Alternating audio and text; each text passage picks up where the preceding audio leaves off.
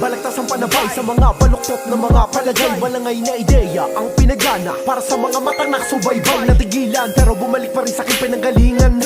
Laka naman dapat pagsisihan, huli mo na niyakap nila sa palaro na iyong naibigan. Kaibigan, pag-isipan mo mabuti ang galaw sa kagubatan. Yun ay upang matutunan na maigi salita na kasanayan. Naibigang kaalaman, matatak din sa kalawakan. Di mo sapat akalain na abot ka nga, gamit lamang sariling kasanayan. Balagtasan na magitan, kaya gamit ka ng isipan. Pag-isipan mong naisipan ko na isali sa mga bugtong tandang pananong lutas. Kapag ako na tumuklas, ang hangad ko lang naman sarap ay maging malakas. Sariwang hangin sa labas, di na uso ang lahat. Ihahayagan dapat na ipahayag hanggang wakas. Bawal tamad ko ang pangarap mataas. Dinig talupad ang bigat, di na ko makapaghintay sa susunod pang palabas. Kaya heto pa din ngayon, gutom pa din na mathayok. Itinuturing ang sarili na bagitong kalahok, na nakahanda sa panibagong hamon at pagsubok. Kung usapang patibayan ay malabo niyong matupok. Lanang dapat patunayan, lanang dapat pag-usapan. Kung gusto ng katunayan, tignan mo ang nararamdaman.